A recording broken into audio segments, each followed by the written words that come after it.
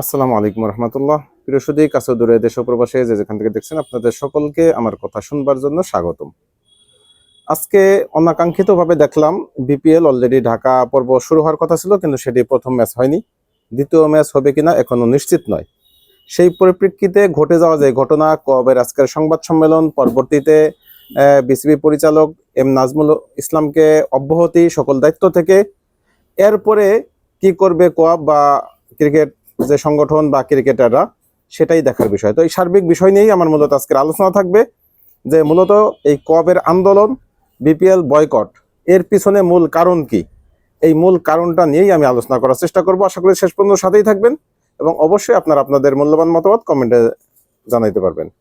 তো আমি প্রথমত যদি ছোট্ট একটি নিউজ পড়ে নেই, তাহলে বুঝতে সুবিধা হবে। বিবিসির নিউজ, যে বিসিবি পরিচালক নাজমুল পদত্যাগ না করলে খেলা বন্ধের হুমকি ক্রিকেটারদের নিয়ে বিতর্কিত মন্তব্য করার প্রতিবাদে বাংলাদেশ ক্রিকেট বোর্ডের পরিচালক এম নাজমুল ইসলামের পদত্যাগ দাবি করেছেন ক্রিকেটাররা।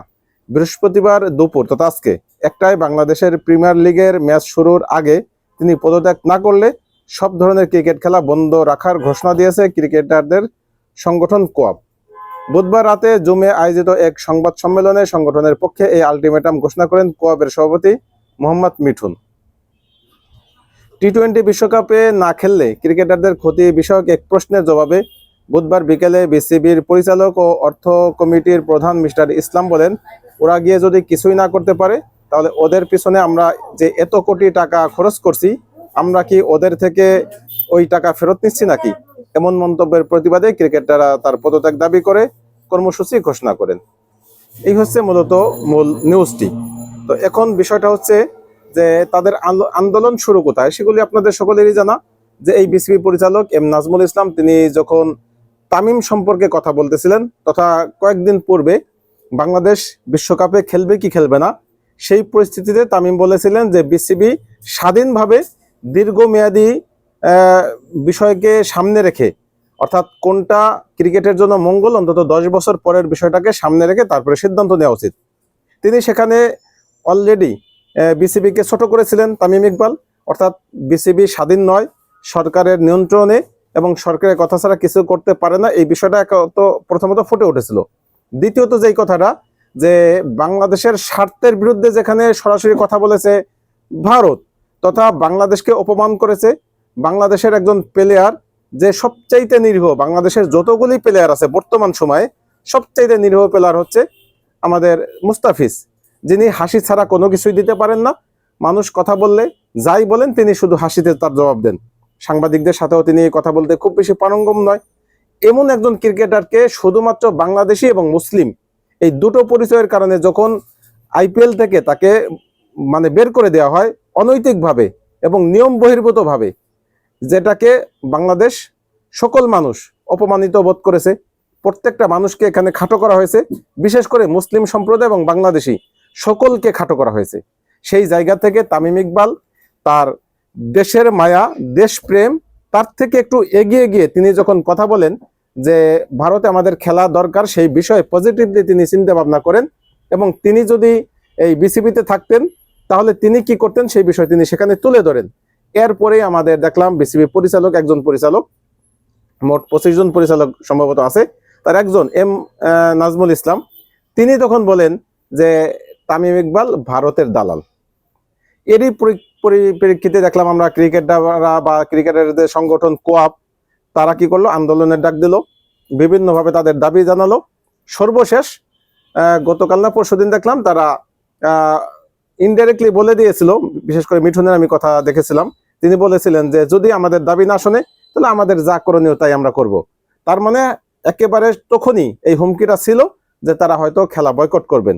এবং সর্বশেষ আজকে সেটার প্রতিফলন ঘটলো, যে ঢাকা আজকে শুরু হওয়ার কথা ছিল বিপিএলটা, কিন্তু ঢাকা এসে প্রথম ম্যাচটা সেটা একেবারে ভেস্তে গেছে, সেটা অনুষ্ঠিত হয়নি।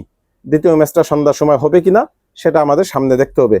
এর ভিতরে আমরা দেখেছি বিসিবি পরিচালক এম নাজমুল ইসলামকে সকল ধরনের কার্যক্রম থেকে তাকে অব্যাহতি দেওয়া হয়েছে। এখন তারা কি করবেন সেটা সামনেই বলে দেবে বা সামনেই দেখা যাবে।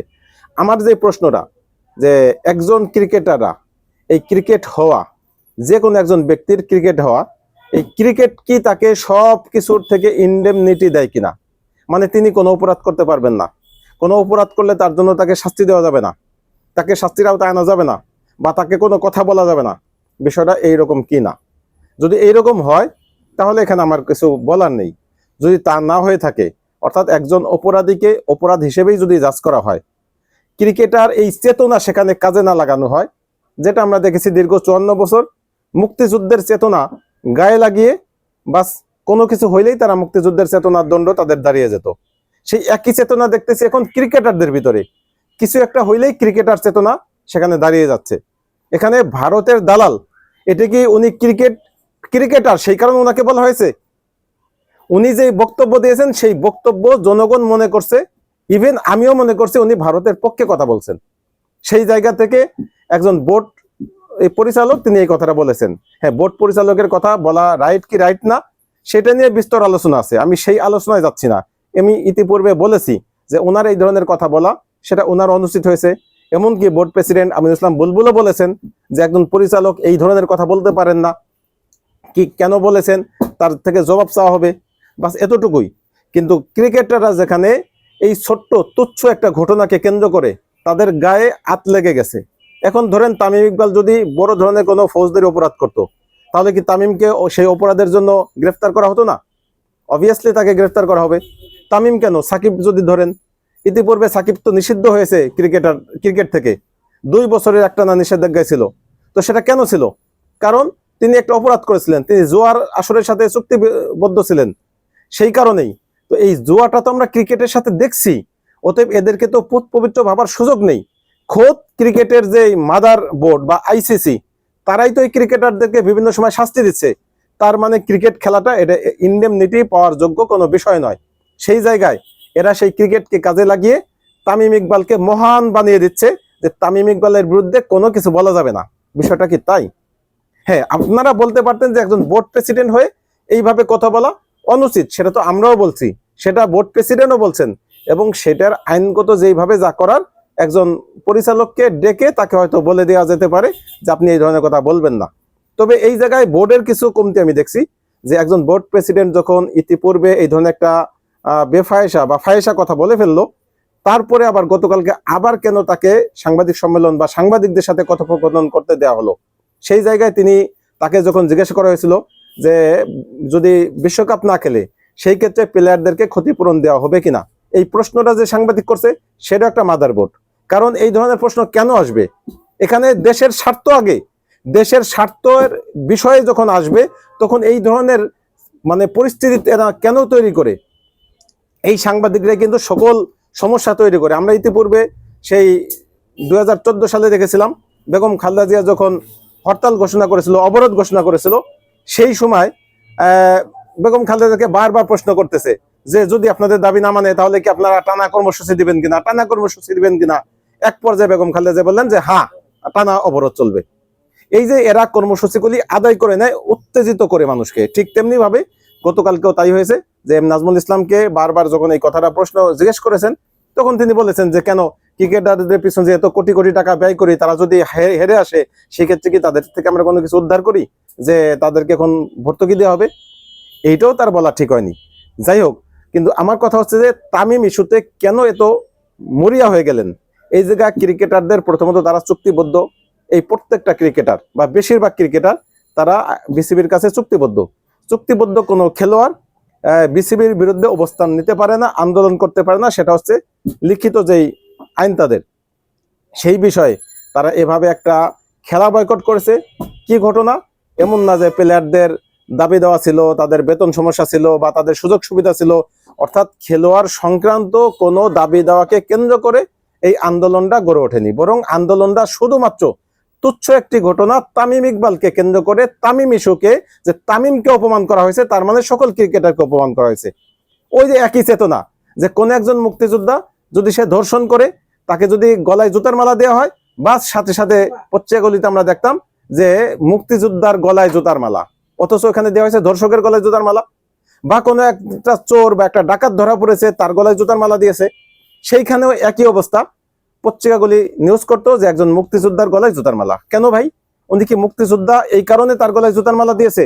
যে আপনি এই নিউজটা করে দিলেন। ঠিক এখনো একই অবস্থা, এই যে চেতনার দণ্ড দাঁড়িয়ে যাওয়া, এই দণ্ড যতদিন পর্যন্ত থাকবে ততদিন এই সমস্যা হবে। আজকে যেটা দেখলাম যে বিসিবি অলরেডি তারা সেই পরিচালককে অব্যাহতি দিয়েছেন, এটা আসলে অন্যায়ের কাছে মাথা নত করা। বরং উচিত ছিল যে বিসিবি এই ক্রিকেটার যেহেতু অনৈতিকভাবে দাবি দাওয়া তুলছেন, বিশেষত যেই ঘটনাটা ক্রিকেটারদের সাথে সম্পৃক্তই নয়, একজন ব্যক্তি তামিম সে ভিন্ন ইস্যু, কিন্তু সে যদি খেলোয়াড়ের কারণে, তার খেলার কারণে তাকে কোনো আঘাত করা হতো, সেটা নিয়ে ওনারা বলতে পারতেন। তাকে যদি খেলাজনিত বিষয় নিয়ে কোনো সমস্যা তৈরি হতো, সেটা নিয়ে ক্রিকেট বোর্ড বা ক্রিকেট প্লেয়ার তারা কোনো এক কথা বললে সেটা সমস্যা তৈরি হতো।